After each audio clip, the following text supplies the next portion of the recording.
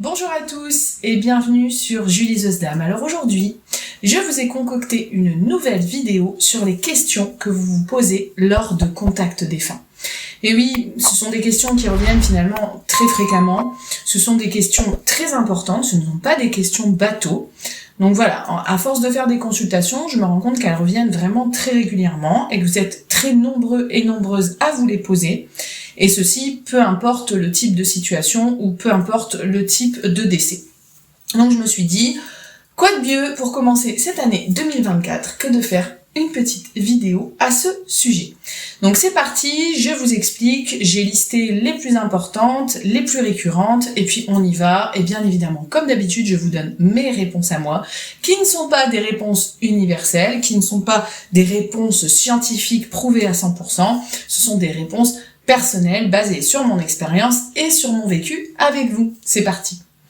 Alors déjà, si vous n'avez jamais fait de contact défunt ou si vous vous apprêtez à en faire, je vous remets en lien ici en dessous en commentaire ma première vidéo qui date de l'année dernière sur comment bien effectuer un contact défunt avec un médium, qu'est-ce qu'il faut faire, ne pas faire, sur quels aspects il convient de se méfier, sur quels aspects il convient d'être confiant, parce que c'est un exercice qu'on ne fait pas comme ça à la va-vite, c'est un exercice qu'on fait en conscience, qu'on fait aussi pendant son processus de deuil. Donc c'est super important que vous ne partiez pas à l'aveuglette et que vous alliez chez des thérapeutes et médiums de confiance.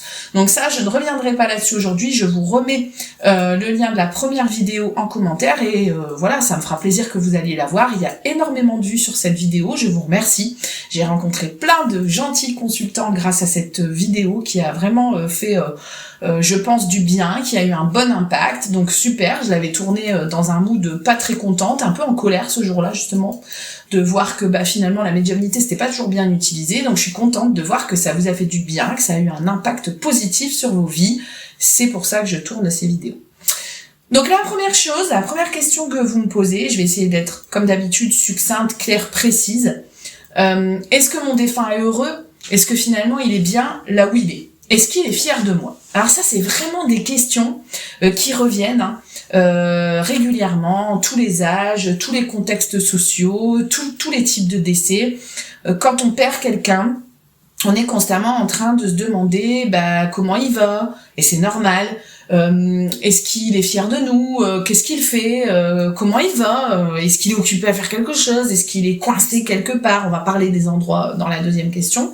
Alors, bien évidemment, ça fait un peu bateau, encore une fois, de répondre comme ça à cette question, mais la plupart des défunts qui établissent le contact, en tout cas avec moi, bien évidemment qu'ils vont bien.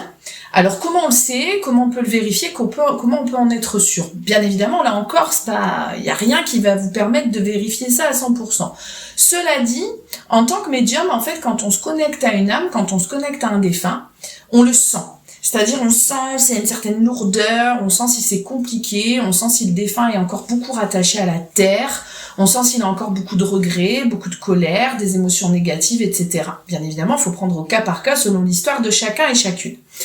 Globalement, moi, quand je les perçois, ou quand je les vois, ou quand je les sens, puisque je ne les vois pas toujours, parfois je les sens, on arrive à sentir si cette énergie est légère, bonne, lumineuse, détendue, cool, soulagée, très souvent, notamment sur les décès par maladie, où on sent qu'en fait l'âme est vraiment libérée du corps, et où elle va bien. Donc bien évidemment, à 99%, je vous réponds oui. Heureusement, j'ai envie de vous dire, parfois, si je sens que ça le fait pas, ou si je sens que le défunt est en difficulté, ou qu'éventuellement il aurait pas atteint le palier auquel il devrait être, dans l'évolution, on va dire, post-mortem, j'aime pas ce mot, mais c'est ça, je vous le dis. Je perçois une lourdeur, c'est compliqué, je sens qu'il y a encore beaucoup de chaînes, beaucoup de blocages par rapport à la vie terrestre, mais rassurez-vous, je vous l'indique.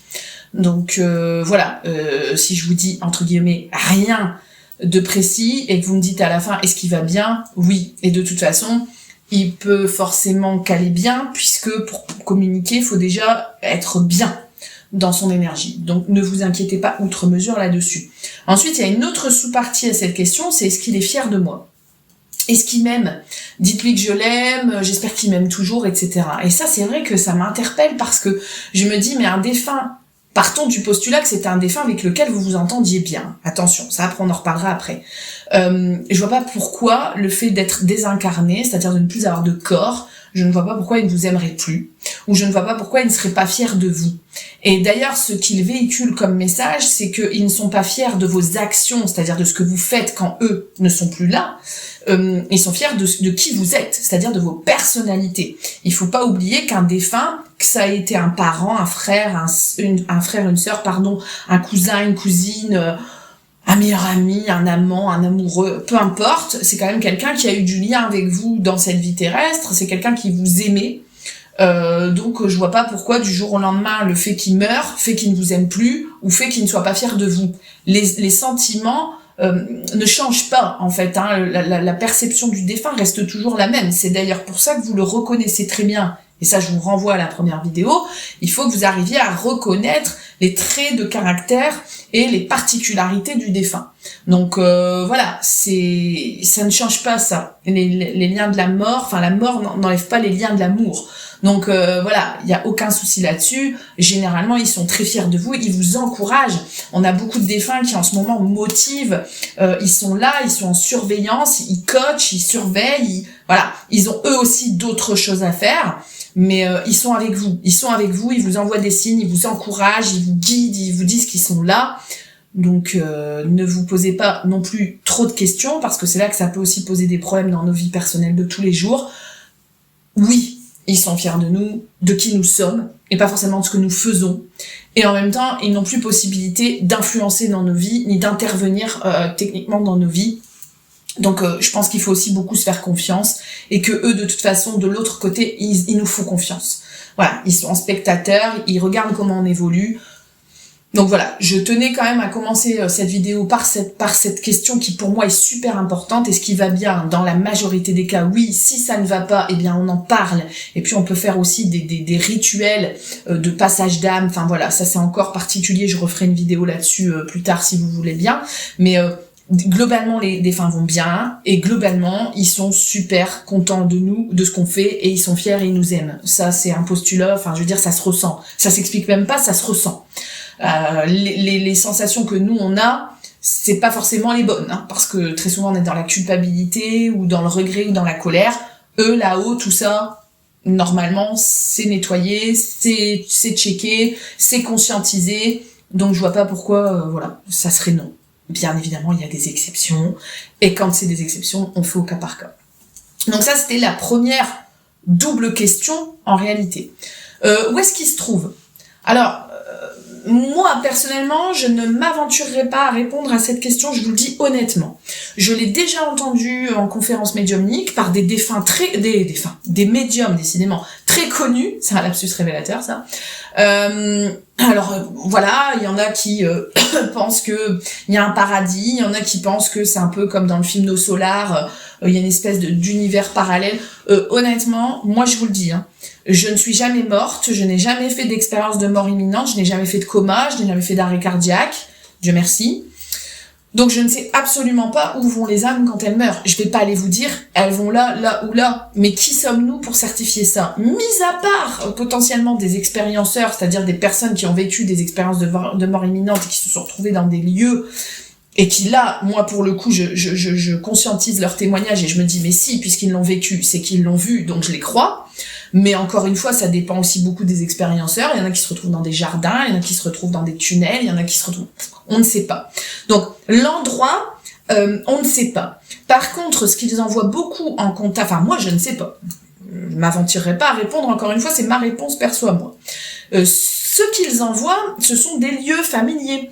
Par exemple, hier, j'ai vu un monsieur au bord d'un transat, dans un transat au bord d'une piscine. Et sa femme me disait, mais il adorait, voilà, on a une piscine à la maison, je pouvais pas deviner qu'ils avaient une piscine à la maison, et en fait, il adorait rester sur son transat. Donc, ce qu'ils envoient, c'est des images, en fait, des lieux qu'ils aimaient bien. Un étang, une piscine, une forêt, un salon, une cuisine, un bar. Je pense, alors est-ce qu'ils sont vraiment là ? Et est-ce que finalement de l'autre côté ce n'est qu'une répétition des lieux qu'on connaît ici ? Peut-être. D'ailleurs dans certains bouquins médiumniques c'est ça qui est expliqué, on ne sait pas, est-ce que c'est une espèce de reproduction des lieux familiers qu'on a connus ? je sais pas. Et puis parfois ils sont en pleine nature, donc l'essentiel c'est qu'ils soient dans un lieu où en fait eux ils se sentent bien. Donc où est-ce qu'ils sont? Là je m'aventurerai pas à répondre, je vous répondrai juste le flash qu'ils m'envoient avec les lieux qu'ils m'envoient et généralement ça vous parle et c'est ça qui est finalement important dans tout ça. Avec qui ils sont, ça c'est aussi une autre question. Est-ce qu'ils sont accompagnés? Est-ce qu'ils ont croisé, rencontré, retrouvé d'autres défunts? Alors là c'est très complexe de répondre aussi à ça finalement parce que parfois sur certains défunts, on sent qu'ils sont accompagnés, on sent qu'il y a une énergie avec eux ou plusieurs énergies. Donc dans ce cas-là, moi je vous le dis, pendant la consultation, je vois une femme plutôt âgée, côté maman, un chien, un chat, un compagnon, un enfant, peut-être qui est mort en bas âge, qui est décédé, qui n'a pas pu vivre. Enfin voilà. Si je ne ressens rien, je ne vais encore une fois pas inventer les choses, donc je vous dis, non, moi je l'ai senti tout seul. Alors ça, généralement, ça vous angoisse, vous n'aimez pas trop ça parce que vous avez la sensation que le fait d'être seul de l'autre côté, c'est angoissant. Il est tout seul, il y a personne qui s'occupe de lui, il n'est pas avec ses guides, il n'est pas avec son père, sa mère qu'il a perdu, etc. Mais en réalité, c'est pas plus angoissant que quand vous êtes tout seul chez vous. Voilà, donc et je vous donne souvent cette comparaison-là et cette métaphore-là, et je trouve ça vraiment révélateur, c'est que on peut être une famille, on peut avoir une grande maison, être à 6 ou 7 dans sa maison, ou 4 ou 5, 2 au salon, 2 dans la salle de bain, 1 dans la salle à manger, et peu importe, en fait, on fait notre vie, chacun dans notre pièce. Donc, je suis persuadée moi-même, par mon opinion, que de l'autre côté, c'est pareil, c'est-à-dire au moment du passage, oui, bien évidemment, il y a très certainement et très souvent des proches qui viennent un peu accueillir comme lors d'une naissance. Vous avez les sages-femmes, les puéricultrices, vous avez papa, maman, voilà, les médecins. Et de l'autre côté, c'est la même chose. On vient vous chercher, on vient vous accueillir pour vous expliquer un peu où vous êtes atterri, si on peut dire comme ça, où vous avez mis les pieds. Mais après, chacun repart à ses occupations. Donc, on n'est pas toujours accompagné, ou parfois on se croise. On a des choses à se dire, à régler, et puis hop, on s'éloigne l'un de l'autre, on retourne dans nos plans. Donc, ne vous inquiétez pas si je vous dis, non, je l'ai senti seul, ce monsieur est au bord de la piscine seul, et franchement, il était super bien. Je l'ai pas senti en manque de compagnie, quoi. Encore une fois, ça n'a plus rien à voir avec le fait d'être seul et de ressentir la solitude qu'on ressent ici. Donc, c'est souvent pas angoissant. Ok? Donc, ne vous inquiétez pas vraiment là-dessus, c'était un point aussi très important que je voulais vous dire aujourd'hui. C'est pas parce je sens un défunt seul que ça ne va pas. Au contraire, d'ailleurs, ils apprécient très souvent beaucoup leur propre compagnie, finalement. Donc, pas de problème. Vous inquiétez pas là-dessus. Qu'est-ce qu'ils font? Ça, c'est pareil. Comment répondre à 100% à cette question? Parfois, on a des indices. Parfois, on peut ressentir, notamment sur la transmission des savoirs, des âmes qui sont un peu enseignantes, qui aimaient passer du temps avec les enfants, par exemple, dans les livres, dans la connaissance, dans le savoir. Parfois, ça peut être des missions plus nature, parfois c'est des missions plus spirituelles, religieuses. On sait pas, en fait. On ne sait pas. Tout ce que moi, je peux vous dire, c'est qu'il y a des phases. Ça, c'est vrai, je pense que ça a été vraiment vérifié, notamment par les expérienceurs qui ont quand même vu différents types de paliers, d'étapes. Donc, je suis persuadée que l'âme de votre proche qui est décédé passe par plusieurs étapes. Et d'ailleurs, vous le sentez vous-même. Quand je vous en parle en consultation, vous êtes nombreux à me dire, oui, c'est vrai, regarde, là, ça fait 1 an, c'est son anniversaire, ça fait 1 an, je sens qu'il y a quelque chose qui a changé. Au bout de 5 ans, pareil, au bout de 10 ans, pareil. Ça dépend. Donc le temps terrestre qu'on vit ici n'est pas du tout le temps de là-bas. Donc voilà, ça ne veut rien dire. Un deuil, ça prend du temps, c'est sur des mois, c'est sur des années. Qu'est-ce qu'ils font? On peut jamais le vérifier à 100%. Par contre, au niveau des paliers, on peut le ressentir, notamment quand on établit la connexion. On sent si l'âme est plutôt proche ou plutôt loin. Ça se sent, c'est pareil, c'est comme quand vous passez un coup de téléphone et que vous entendez la personne vraiment très très fort dans le combiné, où là vous dites, ouais, en effet, soit elle a mis son volume à fond, soit elle est vraiment tout près, soit vous l'entendez de loin, de manière hachée, un peu coupée, et là c'est généralement des âmes qui sont vraiment assez loin et que limite on n'arrive presque plus à capter. Donc ça aussi, une croyance limitante, ou en tout cas une question que vous vous posez, c'est est-ce que plus il va monter, et moi je vais le capter? Non. Parce que justement, plus il monte, plus il progresse, plus il conscientise, plus son âme travaille, plus il progresse, c'est ça en fait, plus il se connecte à la source, et plus c'est facile de revenir délivrer des messages. Donc la période où c'est compliqué, c'est quand ils viennent juste de partir parfois, ou sur des morts un peu complexes, où là on a du mal, parce que c'est encore beaucoup dans l'émotionnel de leur côté à eux, mais aussi de votre côté à vous. Donc n'ayez pas peur que, par exemple, vous êtes nombreux à me dire, je sens qu'il faut que je lâche, je sens qu'il faut que je le laisse s'en aller, que je le laisse progresser, mais j'ai peur qu'il pense plus à moi, j'ai peur que moi je l'oublie. Mais ça, c'est tout à fait normal, c'est un lien qui en fait est indéfectible et qui va évoluer avec le temps, qui va progresser avec le temps. Et c'est pas parce que ça fait 15 ans que vous avez perdu un proche qu'il pense plus à vous, ou vous pensez plus à lui, le lien est toujours là. Et en tout cas, moi, en tant que médium, j'y arrive beaucoup mieux avec des personnes qui, pour le coup, sont parties depuis longtemps, ou alors depuis pas longtemps, mais qui ont progressé assez vite, parce que ça aussi, c'est une croyance limitante. Ça fait 20 ans qu'il est parti, donc il est plus en paix que quelqu'un qui est parti depuis 6 mois. Non, pas forcément. Et ça s'est encore vérifié dans une de mes consultations hier. On avait un monsieur qui était parti depuis août, un monsieur qui était parti depuis janvier. Eh bien, honnêtement, le monsieur qui était parti depuis août me semblait plus élevé dans les paliers que celui qui était parti depuis janvier, où ça fait tout juste 1 an. Donc ça veut rien dire.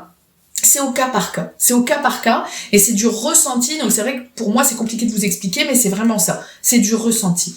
Donc ne vous inquiétez pas par rapport à ça. C'est normal. Chacun progresse. Ce sont 2 routes qui, sont maintenant, on va dire, parallèles, ou alors en contresens comme ça, mais qui finalement peuvent se rejoindre très facilement, justement par l'interface de la médiumnité. Donc voilà, tant que je suis là-dedans aussi, est-ce que je peux le contacter moi-même, mon défunt? Ça, c'est une question que vous vous posez. Est-ce qu'il m'envoie des signes? Est-ce que je peux le contacter moi-même? Alors ça, c'est des questions super importantes et super intéressantes. Bien sûr qu'il vous envoie des signes. Alors peut-être pas tout de suite, peut-être pas de la manière dont vous aviez envisagé qu'il vous les envoie, mais une chose est sûre, c'est qu'il vous les envoie. Et ça, très souvent, dans le contact défunt, on arrive à déceler. Encore un exemple de cette dame hier qui me disait qu'elle s'était fait, sa fille s'était fait tatouer une fleur. Et donc je lui dis, c'est très. Qu'est-ce qu'il en pense? Vous voyez, toujours le jugement, point de vue, etc. Ça, on en reparlera après. Et donc je réponds à la question et je lui dis, c'est pas comme si vous étiez fait tatouer un arbre. Et là, elle soulève, mais j'avais vraiment l'image de l'arbre, quoi. Elle soulève sa manche et un gros arbre de vie avec les initiales, la date de décès, etc. Donc, vous voyez, les signes, ils sont là, ils vous les envoient tous les jours. Alors, c'est peut-être pas une plume, c'est peut-être pas une heure miroir, c'est peut-être pas une coccinelle, un papillon, on s'en fout. L'essentiel, c'est que vous receviez ce signe.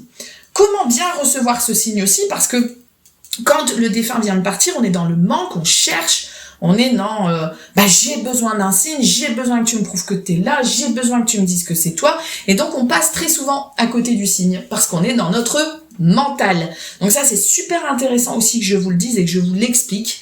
Ne cherchez pas tout le temps des signes. Ne cherchez pas tout le temps des signes, ça ne sert à rien. Plus vous allez chercher, moins vous allez les recevoir. Donc vous allez voir, ça aussi, ça change. Au début, on en a beaucoup. Après, il y a une période où on n'en a plus. On se dit, tiens, mince, il nous a oubliés, il est plus là. C'est pas qu'il est plus là, c'est pas qu'il nous a oubliés. C'est que il progresse, il évolue. Vous continuez votre vie et vous allez voir les clins d'œil, parce que pour moi, les signes, ce sont des clins d'œil.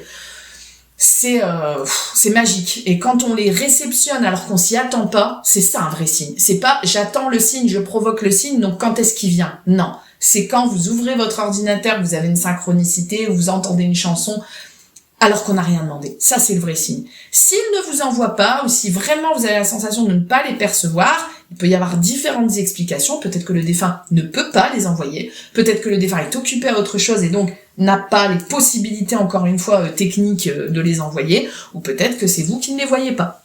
Donc attention à pas être trop dans l'attente. Laissez faire. Le défunt, il va essayer de vous contacter via les signes, et c'est très souvent pour vous rassurer, pour vous encourager, pour vous coacher. Donc soyez vraiment reconnaissants, parce que ça aussi, parfois j'ai des gens qui me disent ouais, mais j'ai eu 3 signes là la semaine dernière. Mais vous imaginez l'énergie que ça prend d'envoyer des signes, vous imaginez pas en fait l'énergie que ça demande d'envoyer un signe et la beauté que c'est de le recevoir. Donc ne banalisons pas cela. Parce que vraiment, les signes, c'est très important, les synchronicités, c'est hyper important, que ce soit par vos guides ou par vos défunts d'ailleurs. Donc dès que vous en recevez une, remerciez. Ah punaise, je suis contente, vraiment, tu m'as envoyé ça, c'est exactement ce dont j'avais besoin, je te remercie. Voilà. comme un peu une petite carte postale qu'on vous envoie. C'est comme si vous collectionniez les cartes postales en disant bon bah cette semaine j'en ai eu 4 au lieu de 5, ça va pas quoi. Non, il faut vraiment respecter ça. C'est un travail très compliqué aussi de la part du défunt de vous envoyer un signe, parce que ça aussi c'est un moyen de communiquer avec vous. Est-ce que vous pouvez communiquer avec votre défunt? Mais là, c'est pareil, c'est une question un peu à double tranchant. Bien évidemment, vous lui parlez comme s'il était toujours là. Moi, je vous dis toujours, c'est pas la peine de sortir une table, une bougie, machin. Je veux dire, les rituels, c'est bien parce que c'est pour vous, ça nous rassure, bon, voilà, c'est bien. Mais le défunt, il vous entend toujours, il vous voit toujours, il vous accompagne toujours, mais différemment, il est de l'autre côté du voile.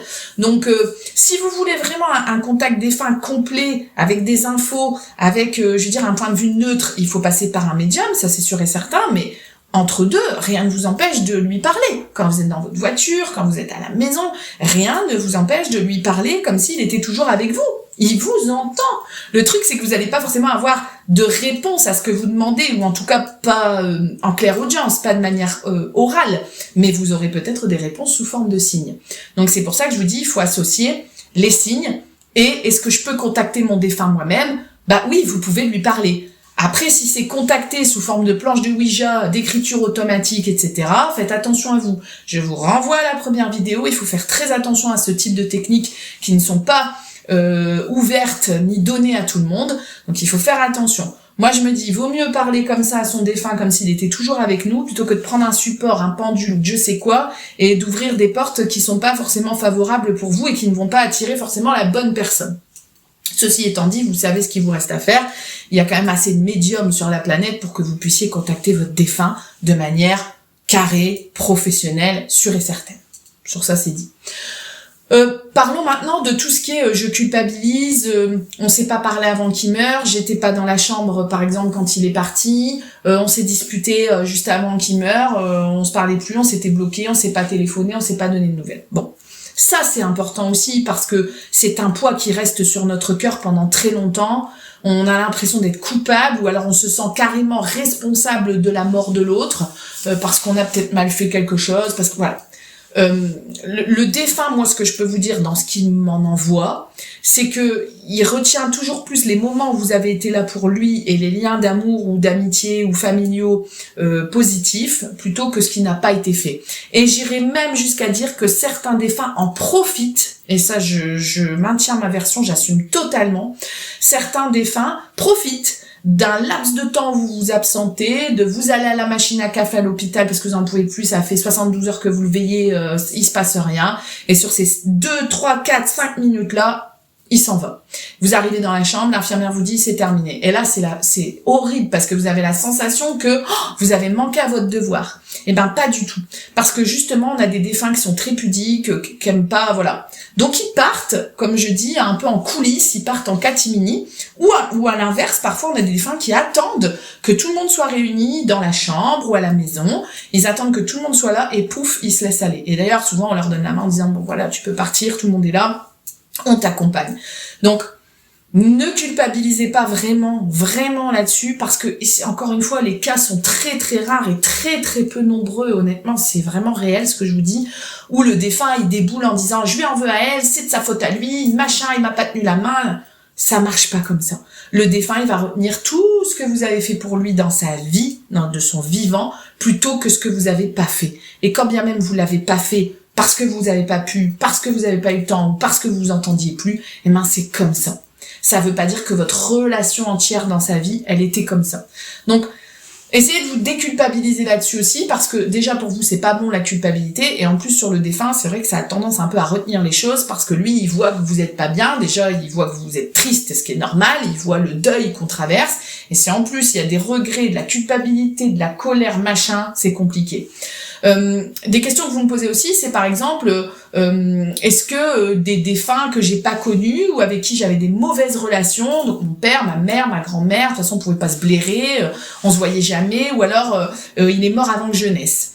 Et alors, j'ai envie de vous dire, ça reste quand même un défunt qui fait partie de votre transgénérationnel, de votre vie. Moi, je n'ai jamais connu mes grands-parents paternels, et pourtant, ils se sont déjà manifestés en séance de médiumnité, se sont déjà manifestés auprès de ma fille, alors que je ne les ai jamais vus. Ils sont morts quand mon papa était jeune, donc je ne les ai jamais connus. Donc ça, c'est fort possible, et c'est très probable. D'ailleurs, on le vérifie vraiment très souvent.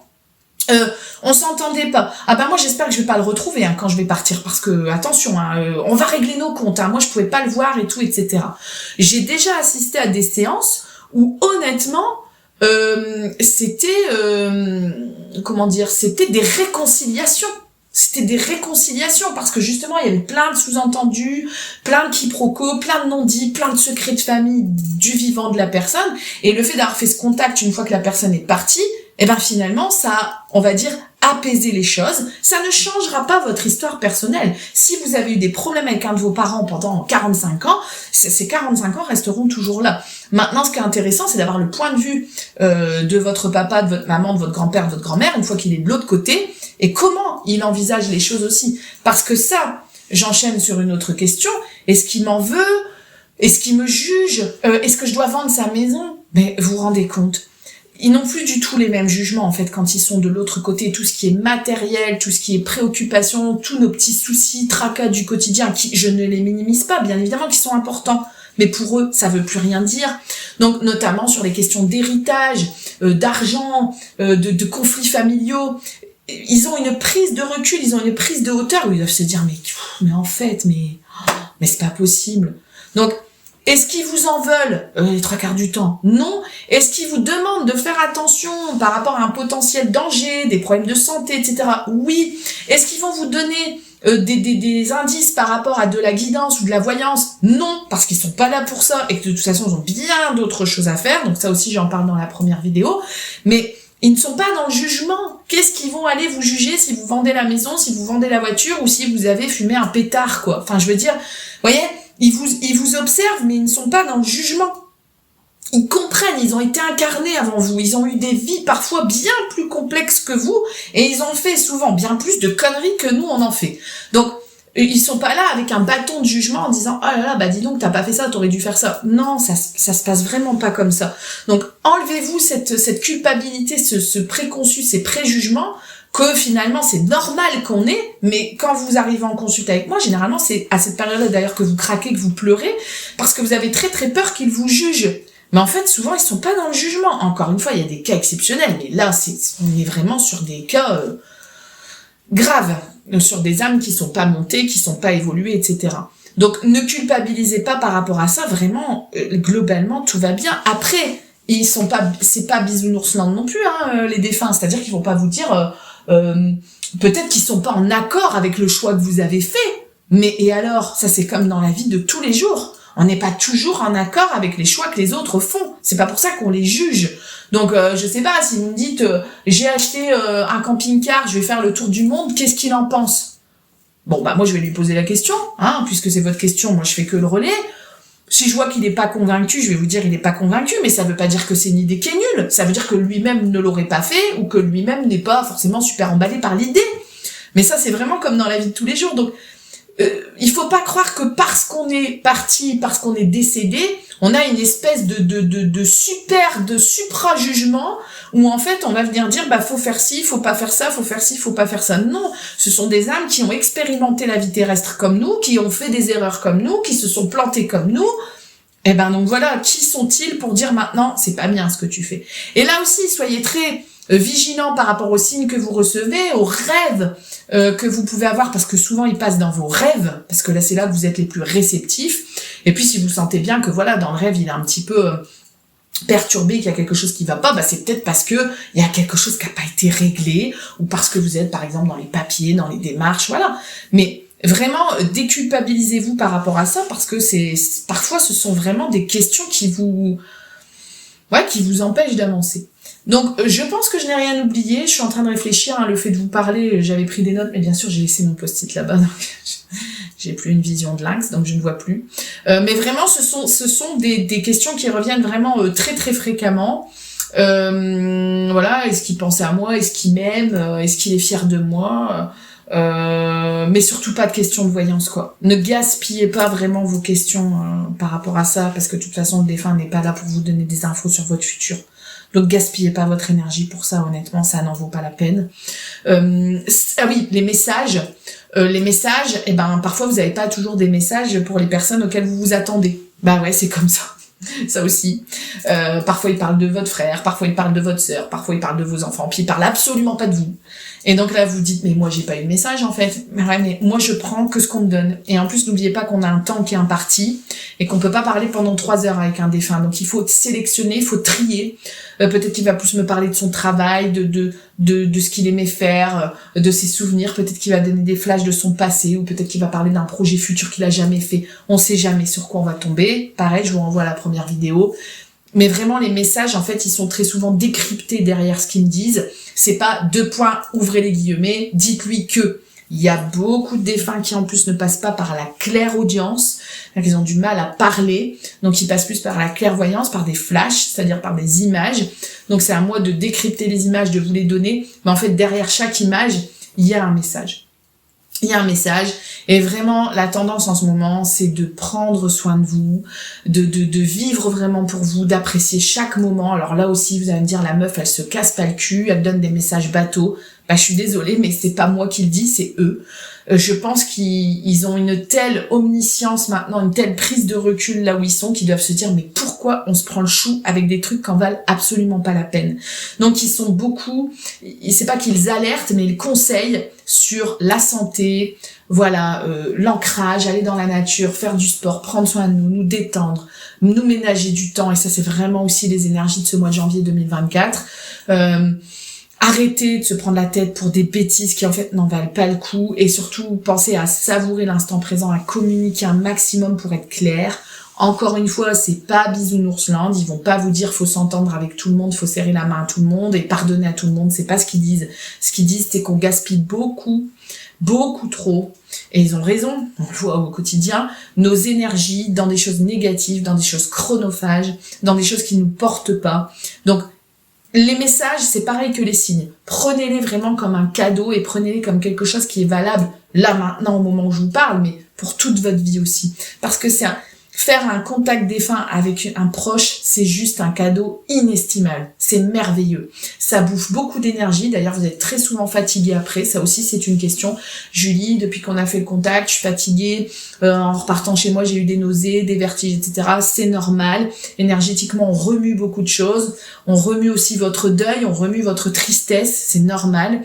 Mais c'est juste un moment merveilleux. Et toutes ces notes que vous avez, parce que moi, je vous envoie les notes, gardez-les, conservez-les, conscientisez-les et vraiment pensez à remercier, parce qu'en fait votre défunt il est là avec vous et c'est pas des conneries, c'est vrai. C'est juste que vous ne pouvez plus le voir, vous ne pouvez plus le sentir, vous ne pouvez plus l'entendre, mais les liens d'amour ne sont pas partis.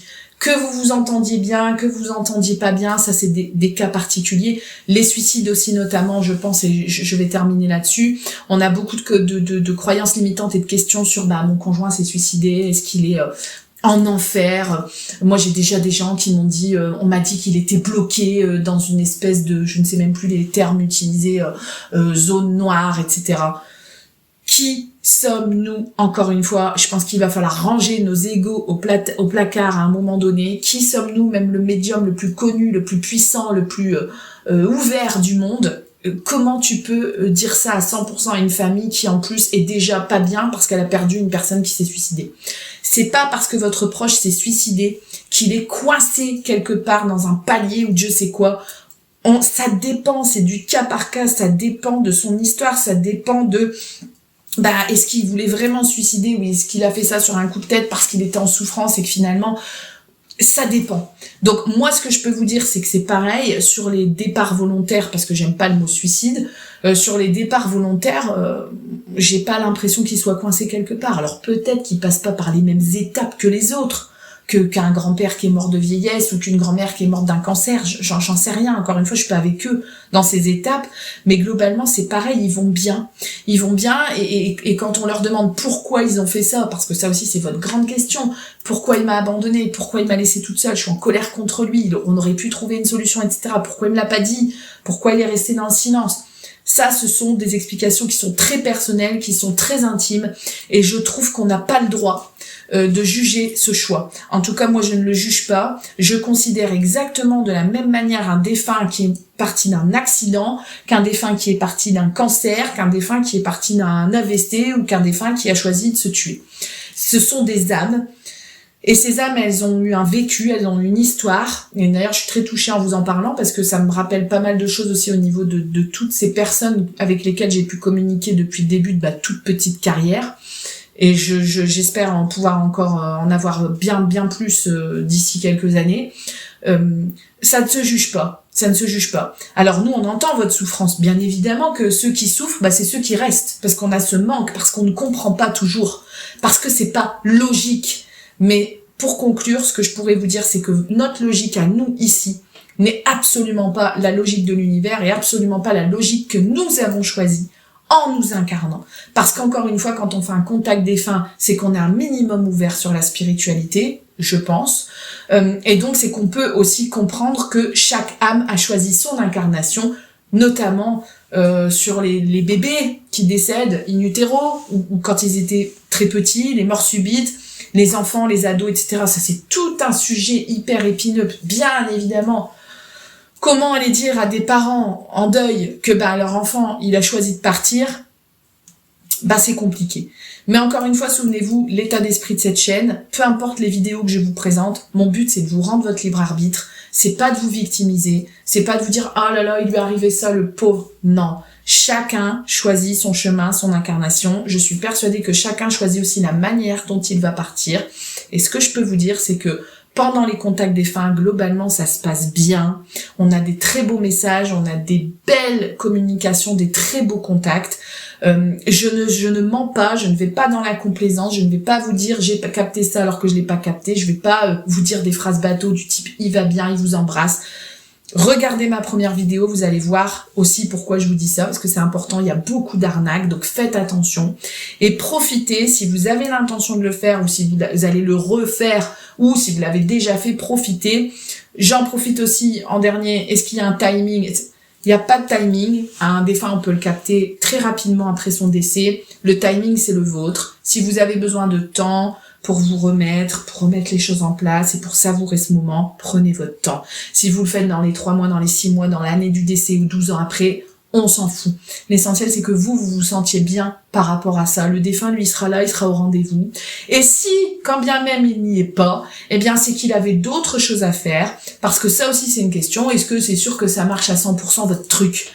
Non, parfois ça marche pas, parfois on a beau essayer d'établir la communication, ça ne fonctionne pas, le défunt n'est pas au rendez-vous, pour X ou pour Y raison, ou parce que le médium n'est pas en forme ce jour-là, ou parce que, c'est tout, ça se fait pas, et que c'est que ça devait pas se faire aujourd'hui, ou c'est que peut-être qu'il n'y a pas d'affinité avec le médium non plus, parce qu'on sait très bien que les défunts, c'est comme dans la vie de tous les jours, il y a des affinités avec certains thérapeutes, et peut-être qu'il n'a pas tout simplement envie de nous parler. Donc on ne force pas le contact, on ne les dérange pas, ça aussi c'est une question, est-ce que je dérange mon défunt ? Non, vous ne le dérangerez pas, et quand bien même vous le dérangeriez, vous répondrez pas. Donc c'est comme au téléphone, quand vous dérangez quelqu'un, il vous bascule sur le répondeur, il vous répond pas. S'il vous répond, c'est que vous le dérangez pas. Ou alors il vous dit allez vite fait parce que j'ai pas trop le temps, ou on se rappelle. C'est un peu pareil. Et n'ayez pas peur de le déranger parce que de toute façon, s'il veut être là, il sera là. Et s'il ne peut pas ou ne veut pas être là, ou qu'il sent que vous n'êtes pas prêt ou que moi je suis pas prête, il viendra pas. C'est un travail d'équipe, un contact défunt. C'est vous, c'est moi et c'est eux. On forme un triangle. Et chacun doit y mettre son énergie pour, bien évidemment, le but ultime, que chacun puisse avancer, vous dans votre deuil, moi dans mes expériences de contact médiumnique et eux dans leur chemin après la vie. Voilà, j'espère que cette vidéo vous aura plu. N'hésitez pas si vous avez encore des questions. Bien évidemment, on pourrait faire une vidéo bien plus longue avec toutes les questions qui existent, mais j'ai vraiment essayé de répertorier les plus importantes et les plus fréquentes. N'oubliez pas de vous abonner si ce n'est pas encore fait. La chaîne a déjà 1 an, ça passe vite. J'essaye vraiment de vous faire des vidéos intéressantes, du contenu intéressant, qui soit pas barbant, qui soit pas bateau, et qui corresponde vraiment à vos attentes et à ce que vous voulez savoir quand vous venez me consulter. Merci pour votre fidélité, activez la cloche pour les nouvelles vidéos, commentez, partagez comme d'habitude, c'est comme ça qu'on progresse et tous ensemble. Je vous remercie, prenez soin de vous, à très bientôt sur la chaîne pour de nouvelles vidéos. Ciao!